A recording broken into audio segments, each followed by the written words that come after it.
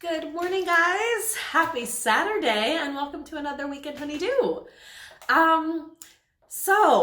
Taxidermy. Yeah, we all know why we're here. As you can see, I've lined up what I consider taxidermy. Just kidding. I actually do have quite a bit of random animal sculpture. I didn't do it intentionally, but I did run across some amazing pieces and ended up having some. But that's not why we're here. And we're not even here for like the faux version of taxidermy. I wanted to hone in and talk specifically about the real deal, good old-fashioned taxidermy and how you can incorporate it into your home without it looking like a lodge or without it looking like a theme, but still retain a refined aesthetic. Okay, so for organizational purposes, I always like to kind of split up this topic into two groups. So you have the one that's like the hunter, and that is somebody who is all about using mounts as trophies. I'm not gonna debate that, whether or not you agree or disagree. That is one genre.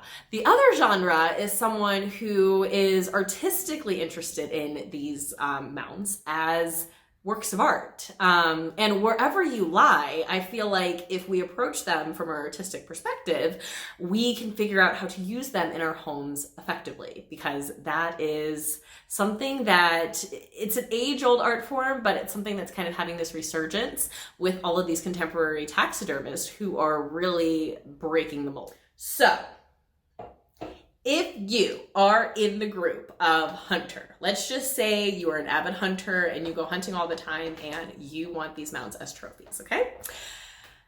That would probably also mean that you have probably a lot of the same species. I don't know a lot about hunting, but I do know that if you like to hunt deer, you probably hunt deer quite a bit. And it's probably like a lot of the same deer because you probably are going to the same general area. So basically a lot of the same thing. And it's probably more local species. So you're not getting a lot of exotic species because you're probably hunting somewhat locally to where you live. So if this is the case, what I would suggest for styling purposes, well, obviously, first and foremost, find a good taxidermist. You don't want to go cheap on this. You really want somebody who's going to understand. I'm going to get a little bit more into what makes a good taxidermist in a moment. But find a good taxidermist and then take care of your mounts. So that means regularly cleaning them, keeping them dusted, keeping them away from air vents. I don't know a lot about it, but what I do know is that you have to care for these because it is skin. It's something that's organic. And if you don't, they're not going to look so hot. And then they look just like crap. So if you've got a good mount, you keep good care of them. Styling comes in what I think one of two ways. If you have an amount that can fit in one wall and make it a statement, kind of like a gallery wall, it focuses the attention on that specifically, especially when you have, like I said, a lot of the same species. So if you've got a wall of 10 maybe deer heads, it's very prevalent, but when they're grouped together, and again, working on balance, color variation, then it is so much more impactful rather than 2 over here, 3 over there, so on and so forth. If you have so many that they can't all fit on one wall, I would urge you to limit it, if possible, to absolutely no more than 2, preferably just 1 in a room, to make that a statement in and of itself, but spread it out evenly. Like I said, absolutely no more than 2 in any one room, especially if it's the same species. And I would say no more than 2 within sight of the other. So I always say, if you can see Bambi and her mother, leave Fallon somewhere out of sight. And again, that's going to stay, like, kind of pull you back from being a theme. Like I said, if you hunt wild turkey, you don't need turkeys on your drapes and your rugs and your throw pillows, okay? You're not an amusement park, and it's about balance. So use balance, kind of either pull back or go all in, make one or the two, and also keep your lines and everything else as simple as possible. If you've got a lot going on with your taxidermy, you don't want to compete with that with a lot of, like I said, themey things. So if you are on the other side of the coin, if you're like me, where you're like, I'm not really into hunting, I have no really affinity for trophies on my wall, especially of game, and you're more interested in it from an artistic perspective, like I said, I had a preconceived notion that this was all just trophies. It was all about game and hunting and killing and showing it off, which really, honestly, personally turned me off. Not judging, it's just not my personal decision. But if you were from the artistic perspective, what I found so refreshing is that a lot more often than not, taxidermists don't hunt these species, and some of them won't even take game kill. They will only take animals that have died of natural causes. So with that being said, it kind of lessens the guilt, or at least I would feel, from killing something just to hang it on my wall versus preserving a representation of this animal on my wall, if that kind of makes sense.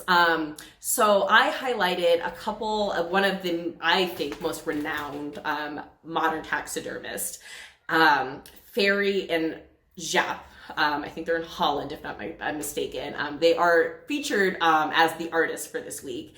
And then in the DIY section, because quite frankly, guys, this is not a DIY project and I would not even want to set you up for it. But I did, in that section, give kind of the art of taxidermy, and they go through and they talk about how these modern taxidermists are changing just in terms of even the representation. So what I found refreshing, and what I'm like, that is a piece that I would want in my home, is the positioning. So before, a lot of the times when they were doing taxidermy, they did it to maintain a record of this species of animal. The explorers would go off, they would uncover new species that they didn't know about, they'd bring them back, and taxidermists would use them to preserve them. So they weren't necessarily interested from an artistic perspective, it was just sit there and look pretty. But oftentimes, you know that in nature, animals don't sit there and look pretty. They're moving, they're interacting with other animals, and it's this dance that's happening. So what I found that's been refreshing is that these modern taxidermists are taking that into account.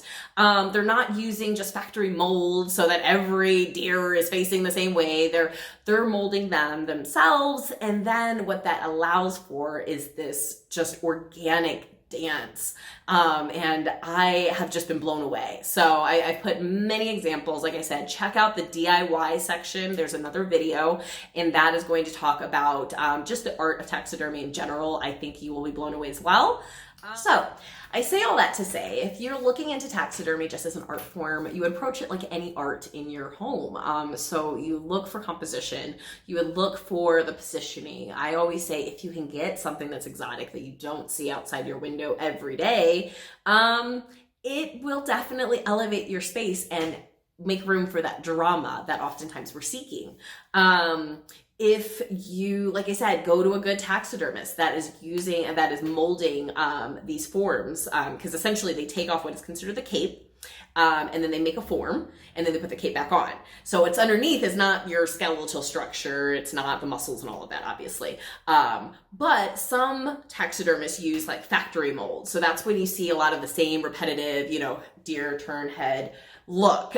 Some taxidermists actually sculpt the molds themselves that's underneath. So their deer could be doing all types of different things. So that's another nod and an investment that you really want to make if you want to give this this species, whatever it is, honor. So I would always say start small. Start small. If you're new to it, you don't have to buy, the elephant, but you might want to start with, even I've seen people take little bug collections.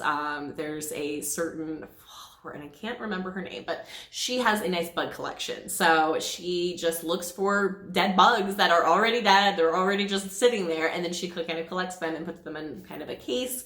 And it's a nice preservation, like I said, of wildlife. And a lot of the smaller pieces can be put in these beautiful cases. I saw one while I was thrifting, and it was like this wooden old animal cage terrarium-esque, and it was beautiful, and I could just imagine a beautiful piece of taxidermy in there. So all in all, I hope you guys can dive into this rabbit hole with me. Like I said, my preconceived notions, I really stayed away from things like that, but now with a more understanding of the beauty that's in there, it just, I get so excited. So it is an investment, so take your time. I suggested if you were a traveler and if you're someplace where your zoos are still open, I would go to a zoo. And I would go to a zoo not only to kind of observe these animals in nature and kind of observe the way in which they move, but then also kind of take note for what's happening with you. So is there a certain animal that you're drawn to? And if it is, why? Is it their coloring? Is it their demeanor? Is it their expression? But what is making that interesting to you? And is it a calming effect? Is it something that gets you energized? Is it something that frightens you? And really understanding what those things are. So if you go into the taxidermist, you know why you need to choose XYZ for your home. So, but understanding kind of your reaction to these animals while they're alive will help when you bring them into your home as taxidermy. So I hope that helped. Just FYI, I did not look for any gory videos, so you're free to watch this while with your cup of coffee or over breakfast. I promise there's nothing gory in here. But I had fun. So I hope that answers some questions on how to best use taxidermy in your home. Like I said, with anything else, it is a beautiful art form, and the more you understand it, the more you understand the origin and the time and the care that goes into it, the more that you will appreciate it in your home, and I hope you do. So let me know if you have some taxidermy, how you've styled it in your home, and if so, if you don't have taxidermy and it's something that maybe you're interested in. So we will talk soon. You guys have a great weekend. Bye.